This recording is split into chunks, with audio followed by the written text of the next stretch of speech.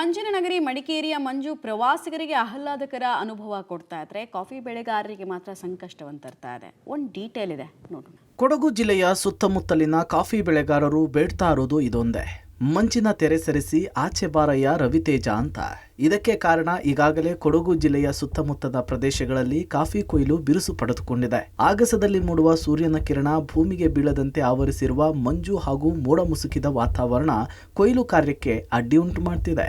ಕೊಡಗು ಜಿಲ್ಲೆಯ ಕಾಫಿ ಬೆಳೆಗಾರರಿಗೆ ಮಂಜೆ ನಂಜು. ಭೂಮಿಗೆ ಬಿಸಿಲು ಬೀಳದೆ ಒಣಗುತ್ತಿಲ್ಲ ಕಾಫಿ ಬೀಜಗಳು. ಹೀಗೆ ಕಾಫಿ ಬೀಜಗಳನ್ನು ಹರಡಿ ಬೇಗ ಒಣಗಿದರೆ ಸಾಕು ಅಂತೇಳಿ ಕಾಯ್ತಾ ಇರುವ ಕೊಡಗಿನ ಕಾಫಿ ಬೆಳೆಗಾರರಿಗೆ ಸದ್ಯದ ಅಲ್ಲಿಯ ಹವಾಮಾನವೇ ಶತ್ರುವಾಗಿ ಪರಿಣಮಿಸಿದೆ.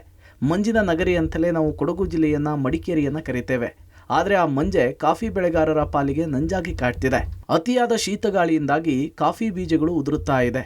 ಕಾಫಿ ಬೆಳೆಗಾರರಿಗೆ ಕಾಫಿ ಬೀಜಗಳನ್ನು ಹೆಕ್ಕುವ ಸಂಗ್ರಹ ಮಾಡುವ ಸಮಸ್ಯೆ ಕಾಡ್ತಿದೆ. ಶೀತಗಾಳಿಯ ನಡುವೆಯೂ ಕಾಫಿ ಹಣ್ಣುಗಳನ್ನು ಸಂಗ್ರಹಿಸಿ ಪಲ್ಪಿಂಗ್ ಯಂತ್ರದಿಂದ ಸಿಪ್ಪೆ ತೆಗಿಬೇಕು. ನಂತರ ಕಣದಲ್ಲಿ ಹರಡಿ ಒಣಗಿಸಬೇಕು. ಕಳೆದ 1 ವಾರದಿಂದ ಬಿಸಿಲಿನ ತಾಪ ಕಡಿಮೆ ಇರೋದ್ರಿಂದ ಕಾಫಿ ಬೀಜಗಳನ್ನು ಒಣಗೋದು ಕೂಡ ಕಷ್ಟವಾಗಿದೆ. ಹೀಗಾಗಿ ಕಾಫಿ ಬೆಳೆಗಾರರು ಇದೀಗ ಕಂಗಾಲಾಗಿದ್ದಾರೆ. ಕಾಫಿ ಬೆಳೆಗಾರರಿಗೆ ಸ್ವಲ್ಪಷ್ಟು ನಷ್ಟ ಆಗ್ತಾ ಇದೆ. ಯಾಕೆ ಅಂತ ಹೇಳಿದರೆ ಡೈಲಿ ವಾತಾವರಣ ಚೇಂಜ್ ಆಯ್ತಿರೋ ಕಾರಣ ನಾವು ಸಹ ಡೈಲಿ ಸ್ವಲ್ಪ ಮುನ್ನೆಚ್ಚರಿಕೆಯಿಂದ ಇರಬೇಕಾಗ್ತದೆ. 5 ದಿನ ಒಣಗಿರೋ ಕಾಫಿನ ಡೈಲಿ ಮುಚ್ಚಬೇಕಾಗ್ತದೆ. ಲೇಬರ್ಗಳು ಸ್ವಲ್ಪ ತುಂಬ ಪ್ರಾಬ್ಲಮ್ ಆಗ್ತದೆ. ಈಗ ಸಡನ್ನೇ ಮಳೆ ಎಲ್ಲ ಬಂದರೆ ನಾವೇ ಓಡಿ ಬಂದು ಎಲ್ಲ ಮುಚ್ಚಬೇಕಾಗ್ತದೆ.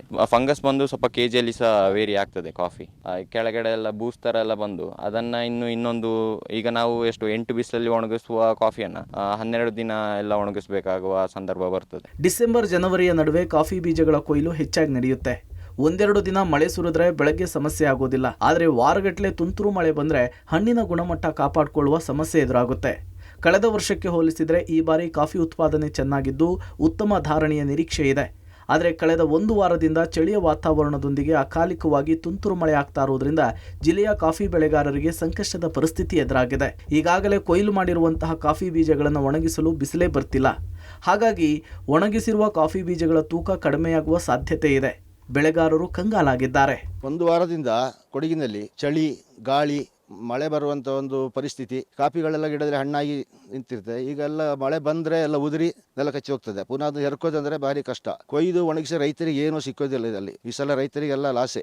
ಒಣಗಿಸಲಿಕ್ಕೆ ಅದೇ ಸರಿಯಾದ ಬಿಸಿಲು ಬೇಕು. ಬೆಳಿಗ್ಗೆಯಿಂದ ಸಂಜೆ 5 ಗಂಟೆವರೆಗೆ ಬಿಸಿಲಿದ್ರೆ ಒಂದು 10-12 ಬಿಸಿಲಲ್ಲಿ ಕಾಫಿ ಡ್ರೈ ಆಗ್ತದೆ, ಬೂಸು ಬರ್ತದೆ. ನಾವು ಗುಡ್ಡೆ ಹಾಕ್ತೀವಿ, ಅಲ್ಲಿ ಮಳೆ ಬಂದ್ಬಿಟ್ಟು ಬೂಸು ಬಂದ್ಬಿಡ್ತದೆ, ತೂಕದಲ್ಲಿ ವ್ಯತ್ಯಾಸ ಆಗ್ತದೆ.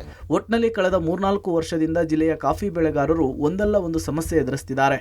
ಅತಿವೃಷ್ಟಿ, ಅನಾವೃಷ್ಟಿ, ಅಕಾಲಿಕ ಮಳೆಯೂ ಸೇರಿದಂತೆ ಆಗಾಗ ಮೋಡದ ವಾತಾವರಣದ ಸಮಸ್ಯೆಗಳು ಕೂಡ ಸೃಷ್ಟಿಯಾಗ್ತಿದೆ. Mallikarjun, public TV, Madikeri.